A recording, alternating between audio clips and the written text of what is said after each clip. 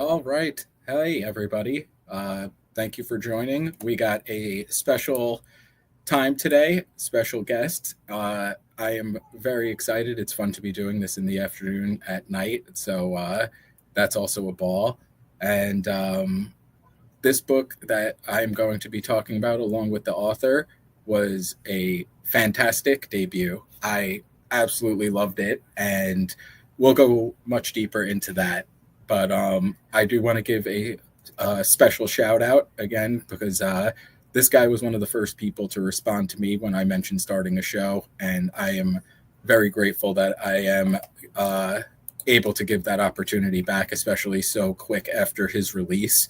And I am super pumped that we are going international. And I am very happy to bring to the stage Mr. Kane Williams. Hey Al, hey Pete. Hey, buddy, how's everything going? Really well. I'm glad to hear. I'm glad to hear that you're starting the day on a positive note, what I hope remains one. Absolutely. And this was awesome. Again, I'm gonna give you special props because that was one you were, like I said, were one of the first people to be like, hell yeah, I will 100% be on the show. And coming in hot with your debut, Perils of the Past, which released what 5-6 days ago. I think last That's Thursday, it. right? Perils of the Past. I'm popping the cover up so everyone could get a closer look Oh, at that as well because love it. one of the cooler covers I've seen in a very long time. I posted that in a couple of different groups and unanimous praise. So special shout out to you for doing it, and a very special shout out. Who was your artist? Because that Yeah, is great. Anderson from Design Unlikely. Anderson. So he's done the cover. There are a couple of internal pieces that you would have seen, and yeah, we've got the hard. So this is when you take the jacket off the hardcover. There is that's by 100 covers. There's the kind of hidden. I love that second cover. I also love like the when you take out when you keep the same cover, but you just take out like the author name and the title, and then you're going to get the naked artwork. But so I was tossing up between the two, but the play on the red and the blue, the contrast, I thought like I'd pictured it Mm. before when I was talking to the artists, and then it's also the same setting in two very different. So the you can see on the front cover she's at the top of a mountain uh, with that cave, and that cave she enters in chapter one, and then that kind of the red perilous skies is a scene later in the book from that same mountain, which is kind of the turning point that gets her to leave that mountain and go on a quest. So yeah, no, Anderson did a terrific job. He was amazing to like it was a real partnership. Like I had things in my head and trying to explain them to him, he would come back with something that looked even better, which is that's a dream, right? Yeah, it really is. And yeah, with both of you combined on that one, the both of them are amazing. This is an auto purchase. Every once in a while, one of these books that I see with the cover is one of those where it's like because I got a Kindle. My wife got me one for Christmas because I'm completely annihilating the downstairs with books. So I'm trying to be a little more responsible with with just the physicals, but the front and the hardcover underneath, like this is. She's watching the stream. I'm telling you now, it's already on the way to the house. This is an auto purchase. It's Love it. beautiful. Love it. So I'm going to take this away, and I always try to talk about plot wise without any spoilers because there's a good deal of twists and turns in here. But just in a general vagary, I guess. Why don't you just give us a little rundown of the story, and then we'll dive in a little bit deeper.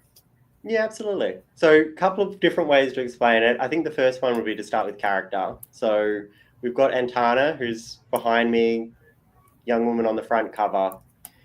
She's my warrior in a sense, but she's a lot more complicated than that.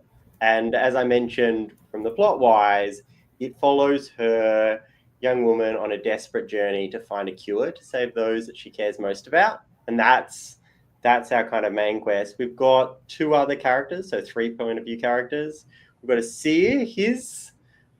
I really enjoyed growing up, and we might talk about some of the influences, but I really enjoyed growing up where the movies had that lighter character, that not necessarily comic relief, but where you were getting some laughs amongst all of the tension and the bloodshed, whether or not it's a movie like The Mummy from 1999, Classic. the original one, or it's a Die Hard, or it's even like a Wesley Snipes in Blade, like one of those where you're getting that kind of comic relief, and that's really coming through with Kel, my seer.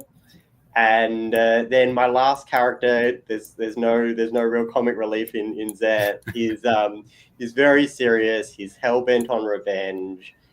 He's probably the most powerful character of the three point of view, although his nemesis, which I always appreciate in books and movies, is even more powerful. And so Zeth is hell bent on revenge. And so they're the three. We've got a warrior, a seer, and a mage. And their plot lines intersect, although they're each after different things. Yes, and one of the things that was really cool to me, I thought Perils of the Past was a cool title, and I try to go in blind, like, without knowing as much as I probably should when I pick it up. And I was really grateful for this one because Perils of the Past, cool cover, a cool title. And then when you find out what each of the characters could do, it really is like, oh shit, like that clicked. I was like, you get it now. So, again, keeping things very vague, I'll say that there are the three different characters that you mentioned.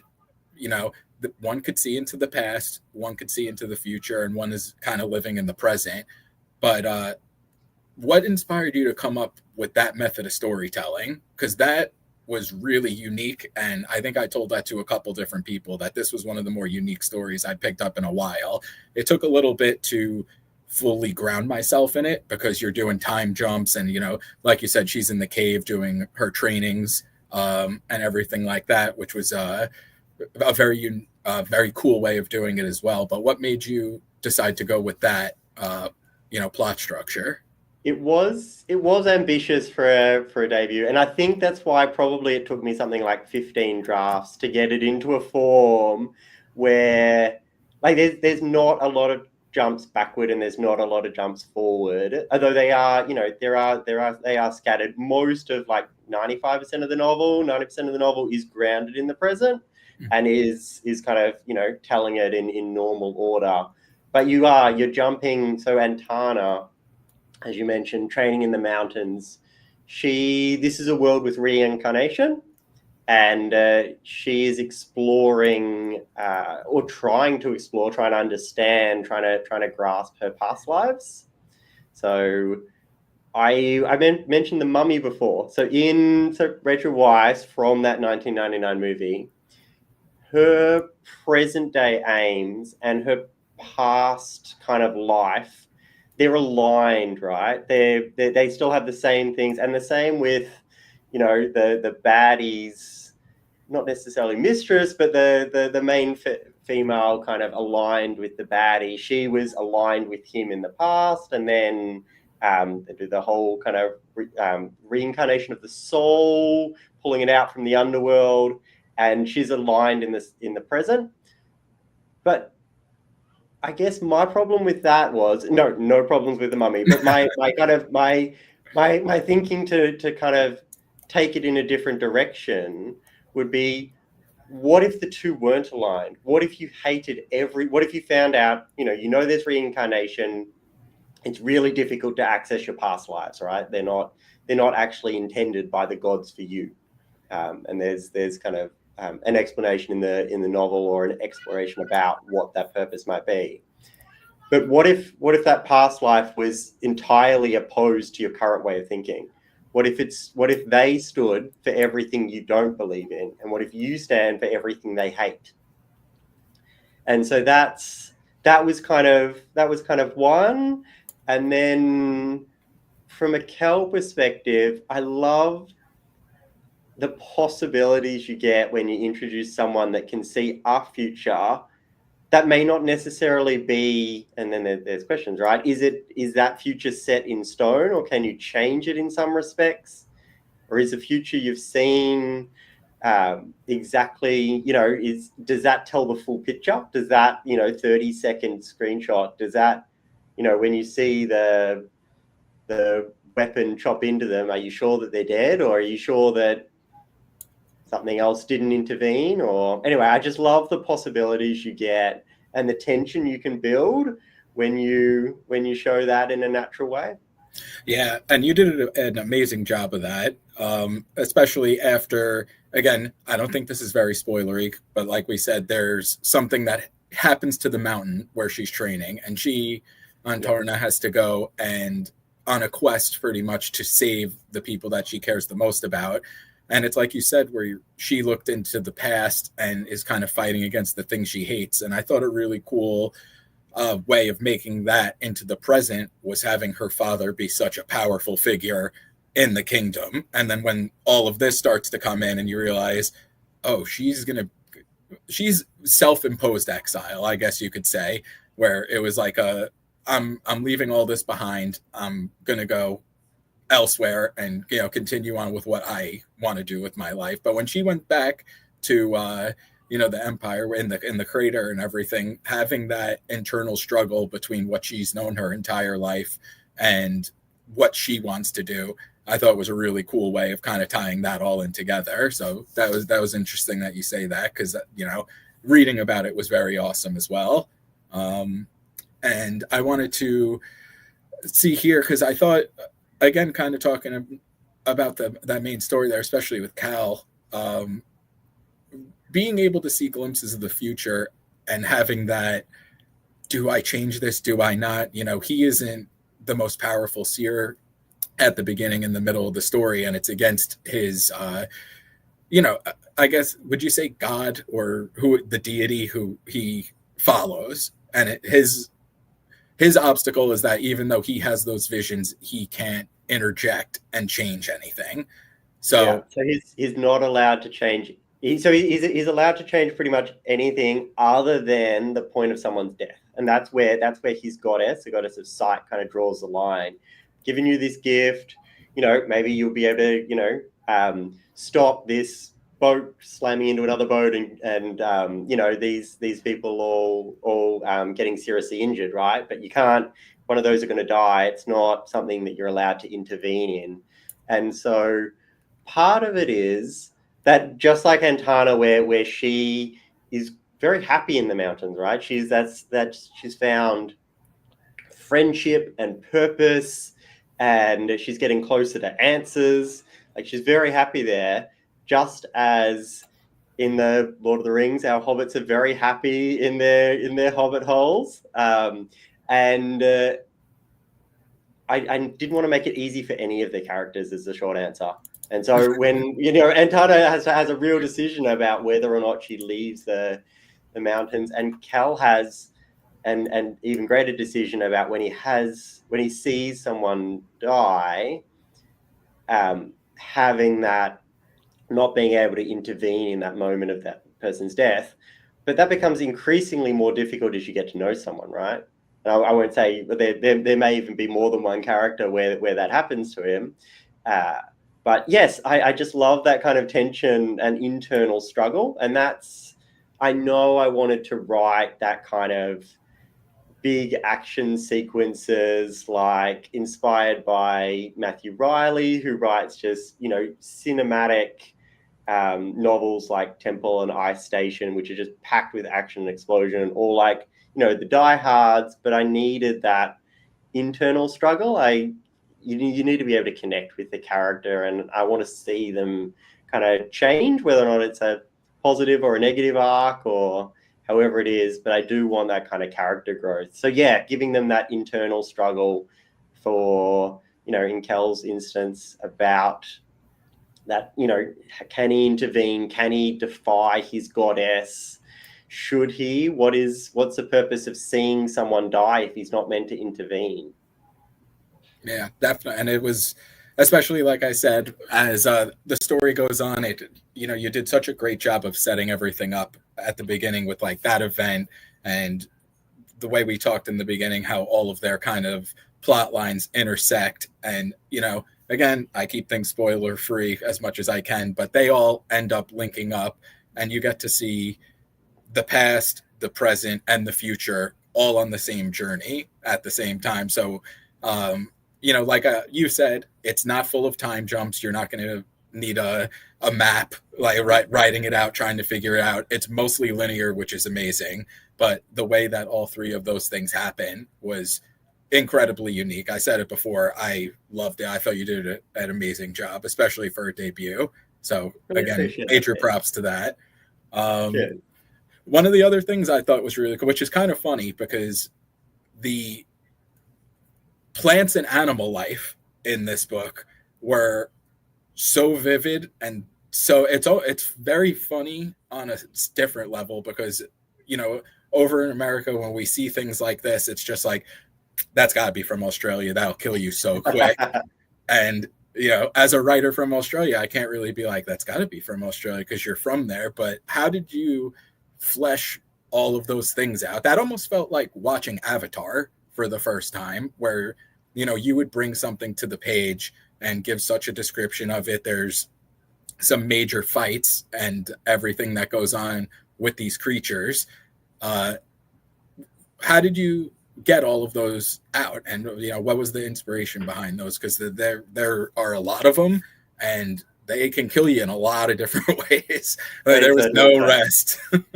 They certainly can. I love that reference, Pete, about Avatar, because that was certainly an inspiration to feel. I remember sitting in the cinemas watching that movie for the first time, and it just took your breath away, right? It was so immersive, so incredible, and so just rich in life and detail and color, and I knew that I wanted something like that. I mean, my favorite part of fantasy, other than the possibilities, is where you feel like you're transported, whether or not that's to medieval Europe, whether or not that's to a cave full of goblins, wherever that is. I want that ability to be transported. So that was part of it, was I wanted an immersive world. I knew that I read so much fantasy in medieval Europe, and there are so many brilliant novels now coming out with that, but I knew I wanted something different from that. And at the first instance, I wasn't sure exactly what. But then I came across this idea that right now, humans are the most dominant species on the planet, and we've colonized pretty much all of Earth, right? All of the land which is suitable, we're either on or we've got our eyes on. And I liked the idea that's explored in something like a Jurassic Park, where we're not, where we're a small, where these huge beasts are dominating the world, and where the world is still jungle and caves and desert and sea and all of this without our influence. And so part of the driver was, what if we're not the dominant species, and what if we haven't colonized that much? And so you mentioned the crater before. So she starts on the top of the mountain, then we know that she goes to a crater, as in, and there's a couple of different explanations, but one would be like a meteor has struck and they've built the city within the internal walls of that crater. And then there are more dangerous locations. So that's currently where they're holed up. And she's forced to, I guess this journey takes her out into this forest where, a little bit like, I hadn't actually read it when I'd started writing, but a little bit like Kings of the Wild by Nicholas Eames. That book is brilliant, like absolutely brilliant. But I love that forest has not necessarily the same vibe, but we're going in that kind of same direction of a forest where everything can kill you, where it's extremely dangerous, where it's packed with wild and interesting things. And so I guess it was a few different sources of inspiration that really brought it together. And I guess the last part of your question was about the creatures.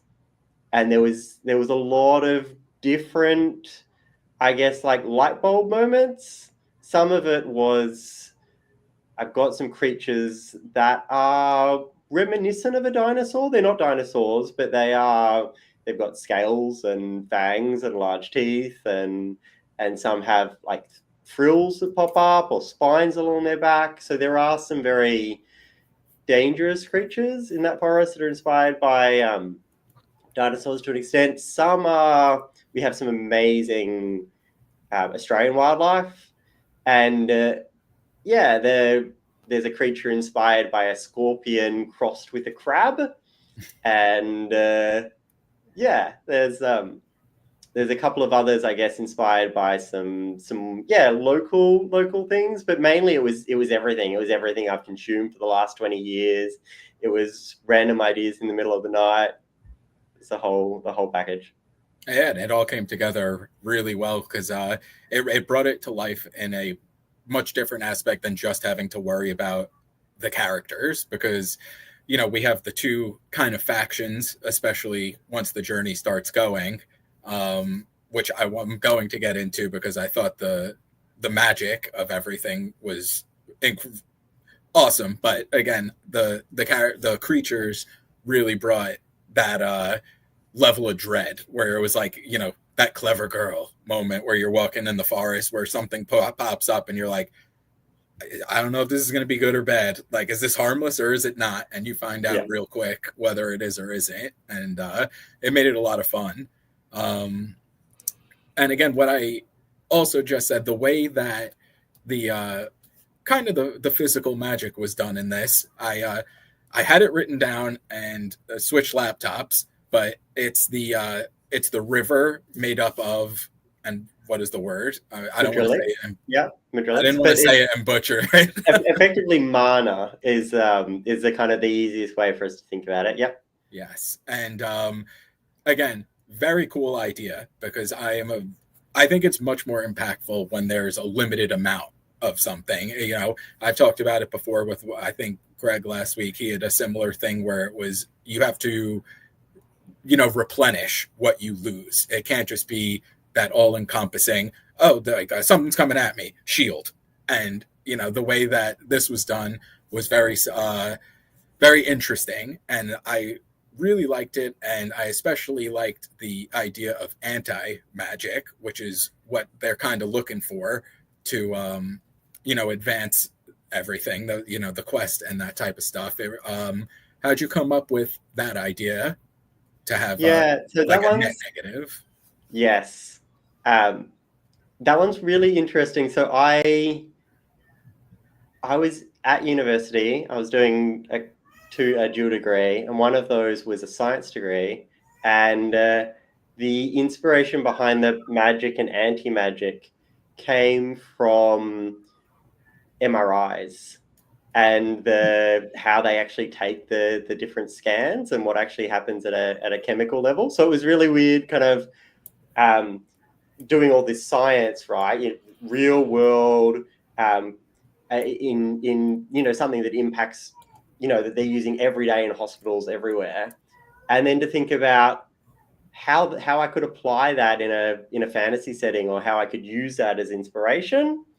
And the magic and anti-magic is based off that. But I guess touching on your other point, I knew I needed limitations, right? Like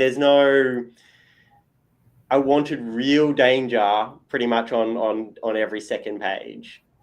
And if my mage could just get out of it by casting a spell without that replenishing his supply or taxing him physically, and there's both of those limitations in the book, in that each spell costs mental effort, physical effort, and then it also takes costume Madrillix, costume mana that you need to find to replenish, then it would be too easy for him. And I couldn't have it easy on any of the characters. And it was not. It was a very, very, very cool idea, and very enjoyable to read, especially towards like the middle and end, when you start realizing the twists that are happening, and what is on the surface isn't always what it is, obviously. Can you go into the other factions that are involved with this? Because it kind of pops off very early on where I wasn't fully prepared to see such a strong political motivation to everything. At first, it almost seems like a natural disaster story, and that's how it's going to be. And then you kind of expanded on it, and I love politics and the back end world build, like the underneath world building and everything like that. So, can you just dive into that a little bit? Yeah, I'd love to. So, taking, I guess, a step back to my teenage years, um, there's an amazing. Have you read the Empire trilogy by Raymond D. Fast and Jenny Verts? It is breathtaking. It's probably one of my favorite trilogies of all times, and it's a true kind of political situation where also a young woman in that novel assumes the head of a powerful family that has fallen on exceptionally hard times in that they lost a very large battle, and this is in the blurb. I believe I'm recalling something from 15 years ago, but they've lost a very large battle. They're almost depleted, but they're a huge name within these houses. And she effectively spends 3 books going on this struggle against all of the other houses. A little bit, you might be getting some June vibes there, but it's of a different take.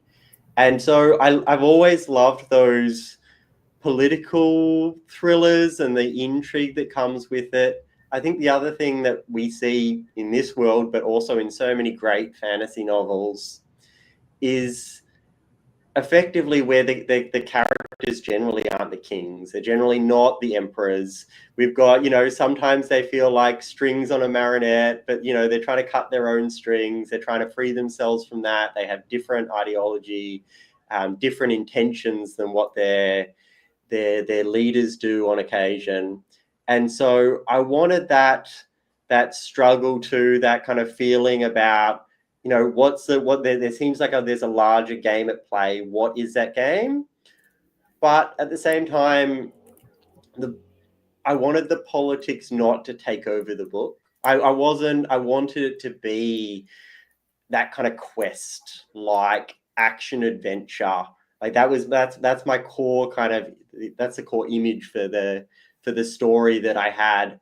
And so cramming it full of all of the politics or following one of the characters more involved in the politics wasn't something that I was keen to do, but I was attached to bringing those ideas about how can politics shape the intentions? How can politics shape the players? Is the baddie informed by, who's he working for? How are these policies coming into play? And so, yes, you've got, to take the Crater, for example, you've got a regime that is, they're in a very difficult state, and the king is, because they have been pushing an agenda and using such force that they're effectively started alienating their own people against them, right? There's a rebellion rising, and the more effort that they spend in quelling the rebellion, the more support the rebellion garners by the fact that, did you really just, kill that person, torture that person, detain that person without reason? Yeah. And so we've got this real tension where she comes back into, and then you've got these forces. So there's the king of the crater, you've got the leader of the rebellion, and then you've got Kel grows up in a different location on a lake island, and so you've got a very it's a reader where it's a character where everyone who's read him hates him, and that's designed to be that way. But the leader of the crater, the leader of the lake island, is a piece of work, and so you've got some very powerful and not very nice kind of leaders pulling strings, and the characters doing their best to find their own path, and also to figure out what the end game is here for certain characters. Yeah, now that's a great way of putting it, because the political aspects of everything is not the main focus of the story, but it ties everything in together in a nice little bow in the underneath to figure out why they're all doing those things. So that was very well done, where you get the point across, you lay out kind of the rationale behind all the characters' motivations and everything like that. It doesn't become, a Star Wars, we're fighting the rebellion. This is the story. It's much more, we keep going back. I was going to say my next question, what are your 5 desert island books / movies? But we've been talking about Die Hard. We've been talking about The Mummy, and those are action movies. And when you peel that curtain back a little bit, you start, that's where they have that, Die Hard obviously is, I think it's the Russians again. And the Mummy is a little more supernatural, but those are the political people behind that. But the whole time you're watching it, you're going, this is a fun action movie, and it's not, these are the bad, like, this national ethnicity is bad, this group of people is bad, and you go along the ride for them. But with all the people, other kind of books and movies we talked about, what would your 5 desert island books or movies be? 5 desert island books or movies. Ooh, Or just okay. one. So, Five we could talk for another 2 hours. Yeah, okay. if you have to pick a couple. Am I if I pick? I'm just going to start off with some favorites. I was going to ask whether or not if I pick a book, that would include the series, but then that would lead me on to thinking of like picking 5 with really long series, right? But I'll just name some favorites. So Black Sun, Fevered Star, Merit Heaven. So Black Sun by Rebecca Rowanhorse is insane. It is a brilliant book, and it's got one of my favorite first lines ever. And the main character, though there are a number of them, and each of them are brilliant. I can't speak high enough for her writing, but the main character is blind, and it's a really interesting. It's packed with action, adventure, political intrigue, but there's something just endearing about the characters and the story. And it's set in a very different world too. She draws inspiration from a couple of different sources that are quite different from your kind of ancient European setting. So I'd say Black Sun would be one. The Art of Prophecy and the Art of Destiny, staying on books by Wesley Chu. And book 3 is it just about out? I think it's just about out. It is, if you haven't read those, I would jump on them. His martial arts, the way that he weaves martial arts into the story, and the way that he upends, I mean, it's called The Art of Prophecy, but he really upends everything about a prophecy in the first book, and so it's a really good play on that. Empire of the Vampire. Have you had a chance to read that one yet, Pete? Love Empire of the Vampire. God, it was an easy 6-star read out of 5. It was an easy 6-star read. I agree. I will say that J. Christoph is Australian. I'll slide that in there. But I haven't had a chance to read book 3 yet, with all the chaos that's been going on in my life. But I am so keen, so keen. And then sticking on Australians, I'm going to have to slide a movie in here soon. But there's too many good books. The Will of the Many. Good book. I didn't know he was Australian, actually. Yes. Yep. He's an Aussie. That ends on such a I love the writing style and the main character and the Roman inspirations. And we were talking about magic systems before. It's a really interesting use of magic in this world, where it's embedded into so many things within the magic system is part of the conflict, right? The way that they've structured the magic system, where a layer of people donate will to the next layer, who donates it to the next, and then you've got a pyramidal structure where where all of the top echelons are far more powerful, and then it gets very classist, and it gets very elitist, and it gets very they obviously it's a difficult system to rise within, but it's also a difficult system for kind of every aspect of society, the way that we think about society. So, but it was, I found that really immersive. And God, where's my five gone? Black Sun, Art of Prophecy, Empire of the Vampire, Will of the Many. Okay, I definitely need a movie reference. Well, we've The Mummy talked about, too. we've talked about Die Hard. We talked about The Mummy. Lara Croft comes to mind because that was said with Angelina Jolie. That was certainly an inspiration.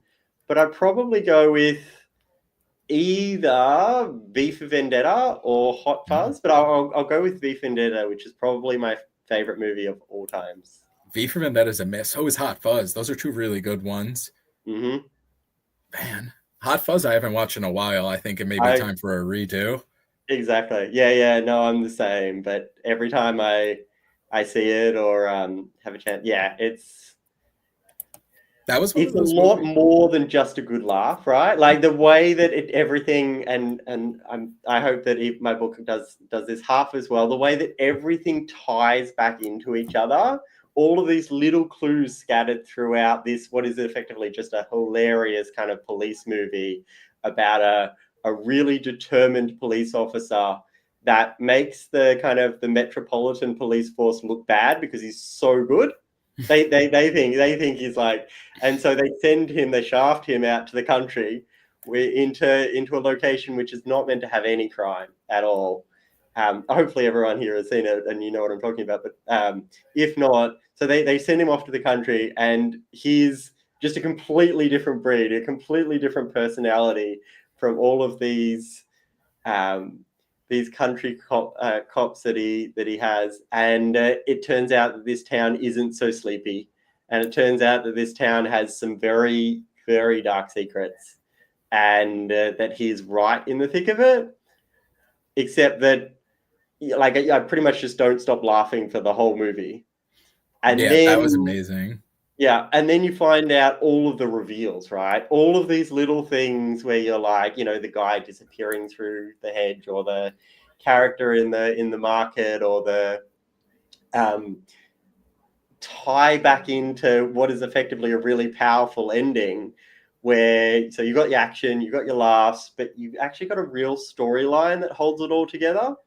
And I think that's kind of what makes it stand out amongst so many great comedy, action comedies, would be that kind of the depth of the storytelling. And that's a nice segue into V for Vendetta, where you've got a really powerful message, where honestly the twist in V for Vendetta, where she may be taken captive, and the twist around that is just mind-blowing. Like I've never seen a better twist. And the script writing with the sequence where he gets into his alliterations is just to die for. So yeah, crazy. That was like written poetry that just flowed. There's like a couple of songs like that, like Alphabet Acrobatics by I think it's Black Alicious or something like that, where it's a rap song and the first line is the same letter and goes all the way through Z. And it reminded me of that a little bit.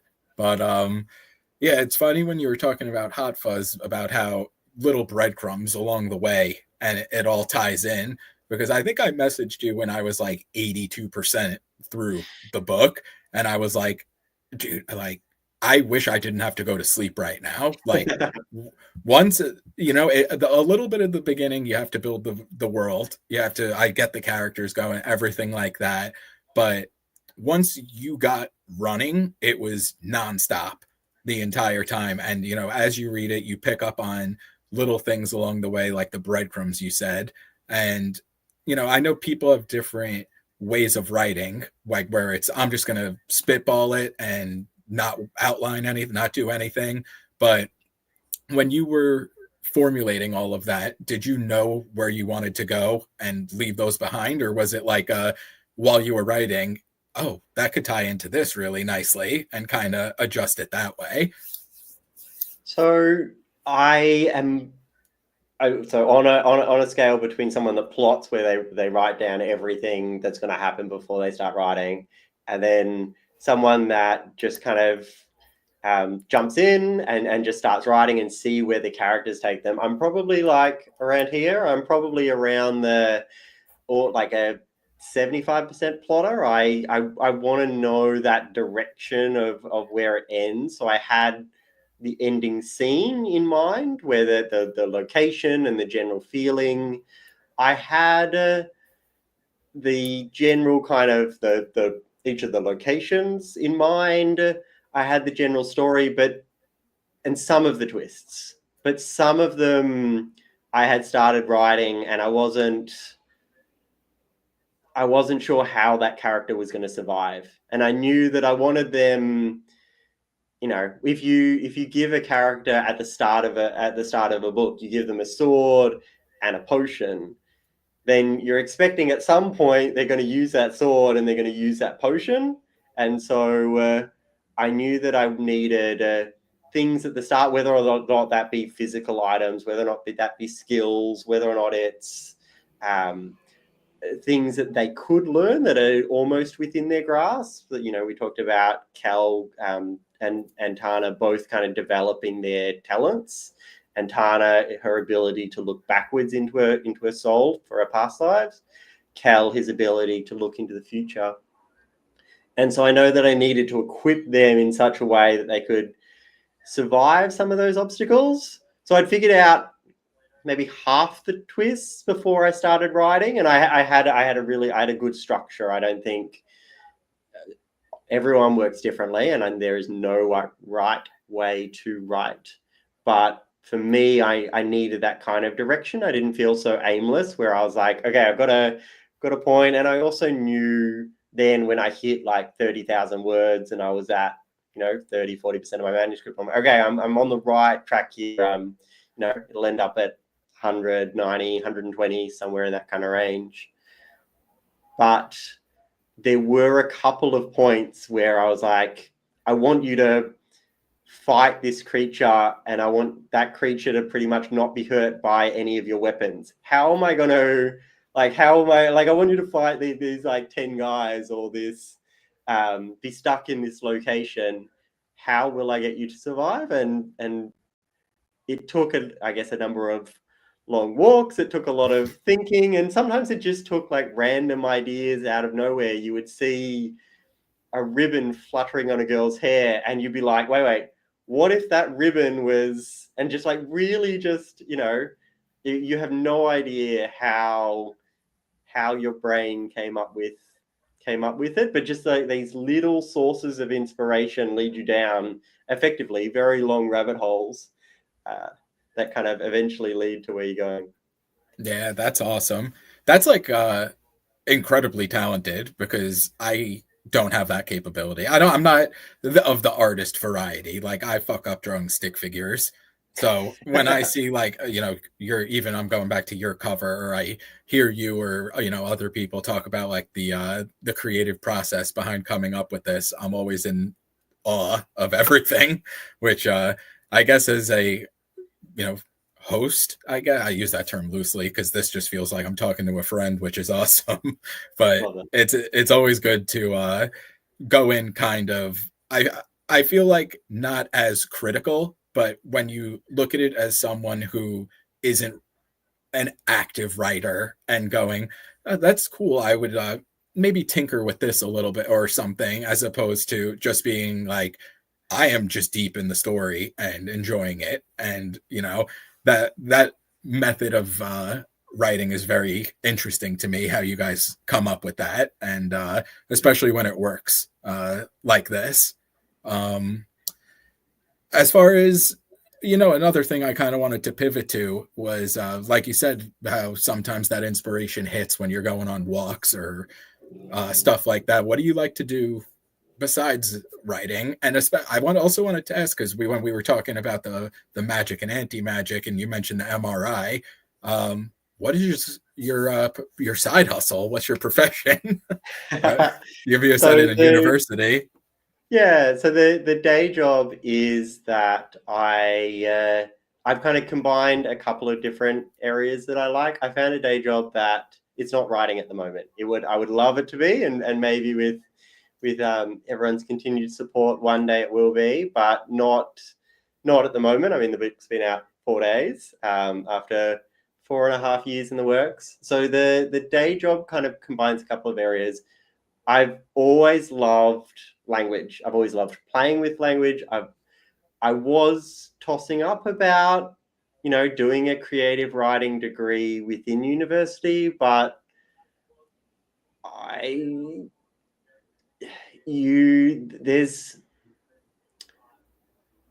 a struggle, right? About whether or not, there's so many different pressures and considerations to have in mind. You're like, will that be, you hear a lot about artists needing that either second job or needing, I guess, a little bit of luck. And so I did think about, what would be a sustainable career path, what I would enjoy, and then what would give me that platform. So I knew it needed to be something with the written word. I knew that I wanted to, and this is where I am now, I've always loved kind of chemistry, and that kind of, just even to think that the desk in front of me is composed with the same atoms as where there's only 100 little building blocks in the whole world that make everything up is still blows my mind when I think about reducing everything to an atomic scale. So the writing, the science, and I wanted ideally to do something with that kind of aligns with public good. So at the moment I work for a large university in Australia, which is a charity, and I write their research contracts. So if they're going out to do, for example, a clinical trial, then I'm involved in a lot of the contracts behind that. So that's a nice way of me avoiding using the word I'm a lawyer. Yeah, that was a very lawyerly way of saying I'm a lawyer. Oh, you get all the jokes about what's the difference between this fish and a lawyer. One's a bottom feeding something. Anyway, there's a lot of lawyer jokes out there, and many of them are very funny. But yes, it's I don't know. I got into it for different reasons than being called a lawyer. Like, being called a lawyer wasn't the reason that I got into it. It was more that ability to write contracts and to assist people and to ideally combine that with the science side, which is what I'm doing every day. Oh, that's awesome. I feel like not wanting to have that title makes you automatically a better one than people who just gone for it. But yeah, and what other hobbies do you have? Yeah, so I played soccer for 20 years. Started at really young, and then 20 years later I did my ankle. So it's pretty much better now. So now it's a lot of gym. I'm love a good workout session. I've just been traveling. So my wife and I met my brother and his wife in Japan a couple of weeks ago. And so I've kind of had 2 weeks in Japan, come back a week before the book launch, and now we're in kind of full launch mode and that. So yeah, traveling when we can. My wife is from Vietnam. She grew up there and then came and studied in Australia, in Sydney, where we met 5-6 years ago, a long time. And so yeah, we're often back to Vietnam when we can. Those are and obviously reading. Obviously, I've been a lifelong reader. I had, it's probably it is a large source of regret, during law school, now that we're using that dirty term, during law school, I read so much. They make you read some very dry textbooks, some very interesting cases, but some very dry cases, and there is a lot of material. And I must admit that I slipped, like I was devouring books through primary school, through high school, got into university, and that started to slip away, and then started full-time work, and that started to slip away again. And I've certainly been picking it up with rigor in the last like 4 or so years, which has been great. Yeah, I'm very glad you picked it back up again, especially if it had an influence on you, following through and writing what you've wanted to write. I read in the acknowledgement section of the book that this was something you've had on your mind for like 20 years. And it's, I mean, as just a reader of it, it's incredibly rewarding to see you go through that and put it out. And now you have the release done. So I'm sure on your end of things, it's got to just be, nailed it. So it very feels, well done. Thanks, man. Yeah, it's starting to feel real. It was feeling surreal for quite a period. It was feeling, I would like to say an equal measure of excitement and stress, but it was feeling sometimes at more times more stressed than excited.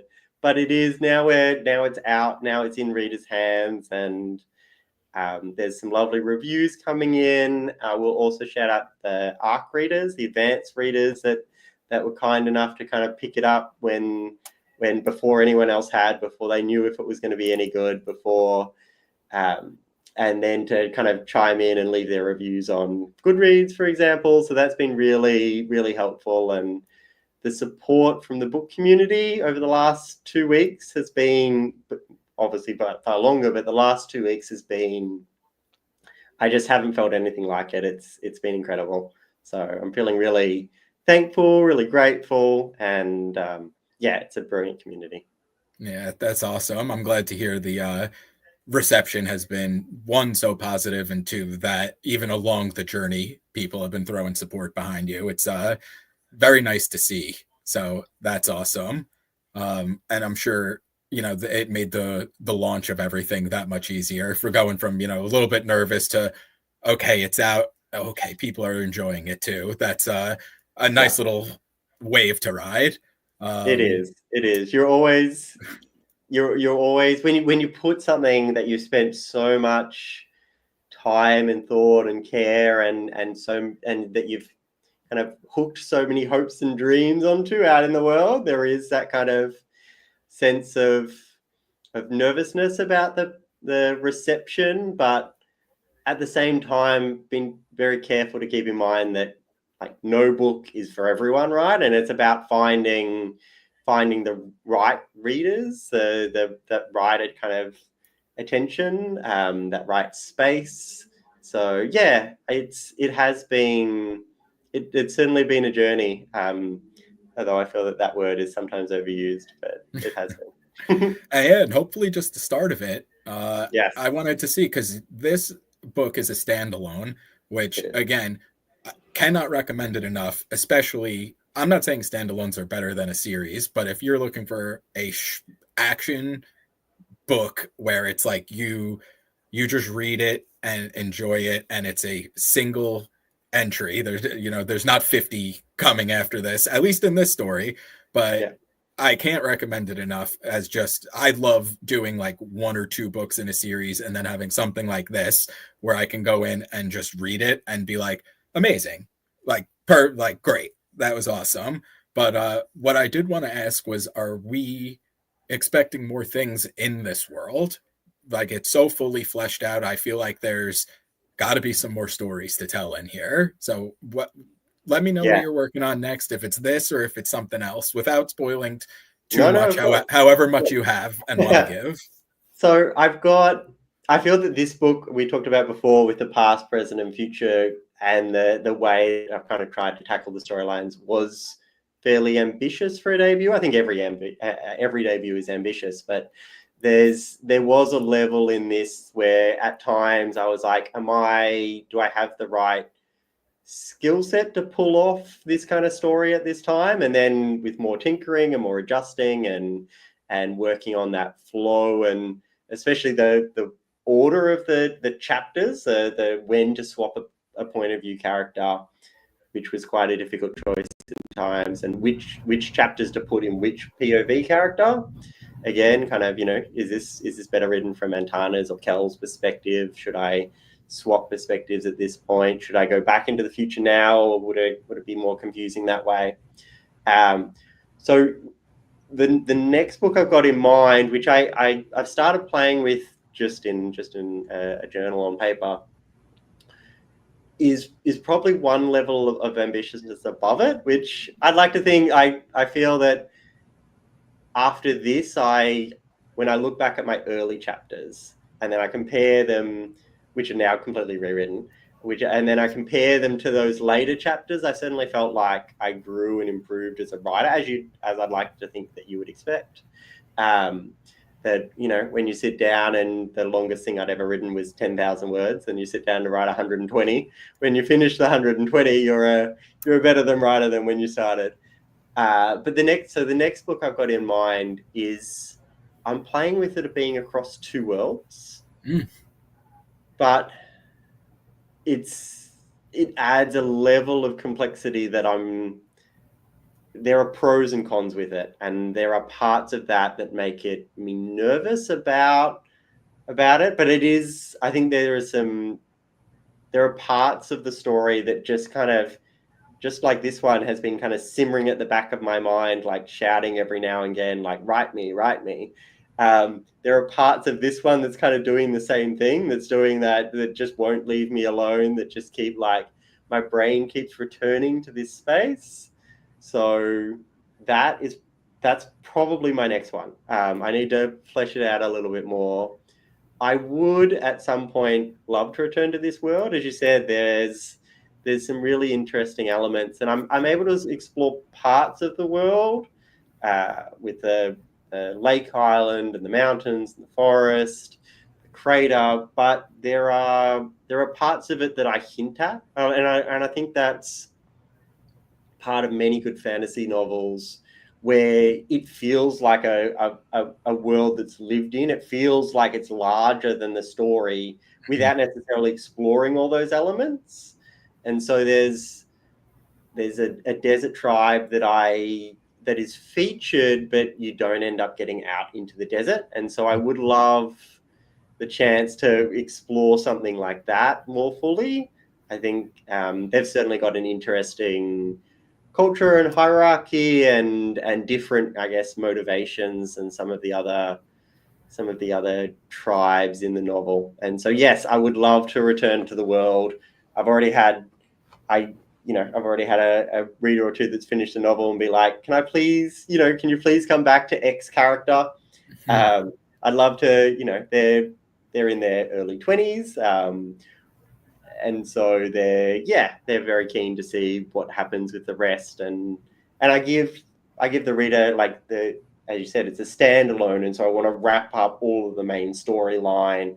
I want to provide answers for the clues and the twists, and I do want it to feel satisfying, but I don't want it to feel like, and they lived happily ever after, and you can picture their next 40 years, and that's two people raising two kids in a small house. That's not the way that the story ends up. And they've got a lot of, some of the characters, for those that may or may not live, some of the characters still have some journeys to go on.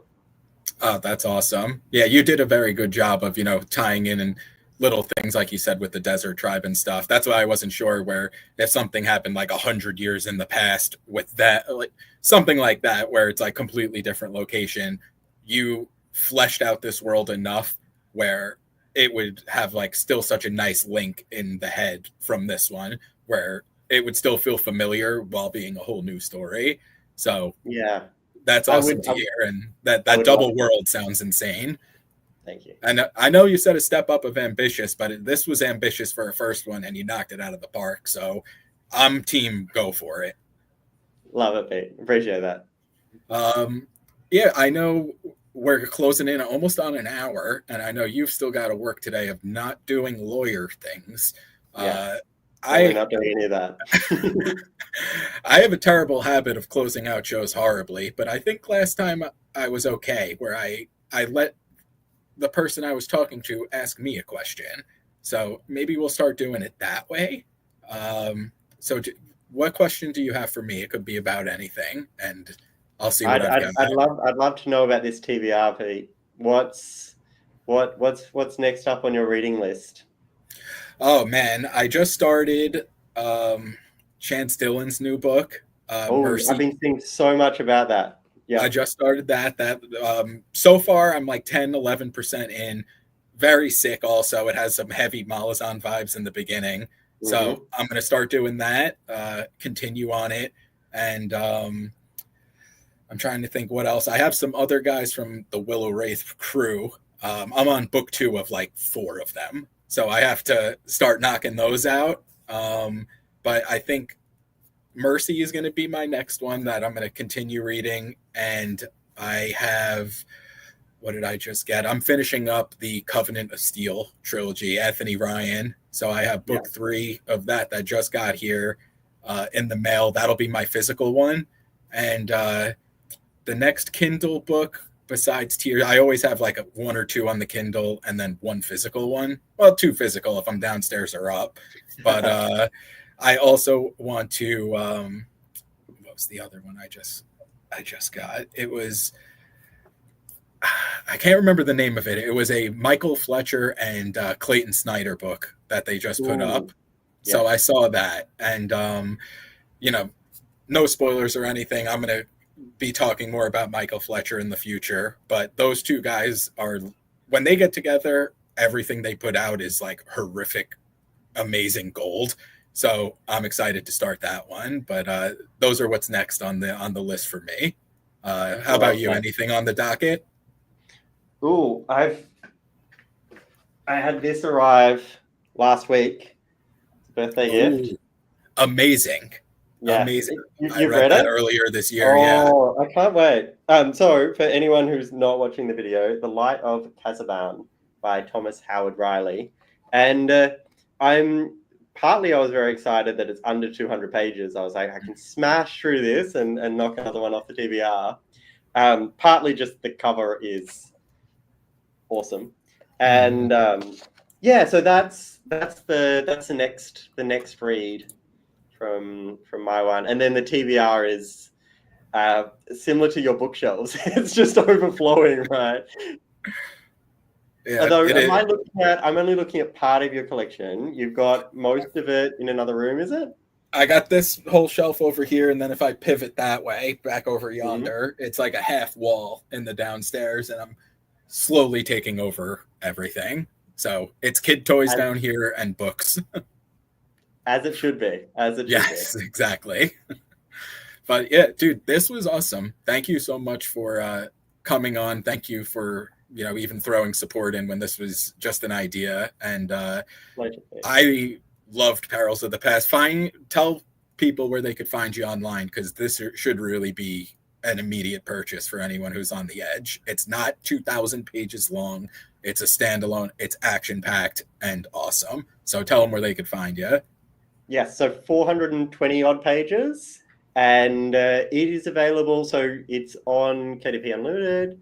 It is on Kindle Unlimited. It's on Amazon as the ebook. The paperback and the hardcover have gone out wide, so they're available at most of the retailers out there, especially the online ones.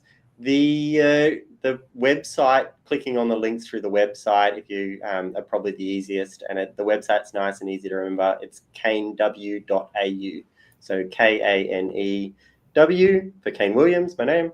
.au for Australia, and the links are all there. Perfect. Well, yeah, thanks a lot, man. I again appreciate it very much, and I definitely look forward to seeing what you've got coming up. Count me in as an ARC reader for forever. I'm signed up. Love that. Absolutely.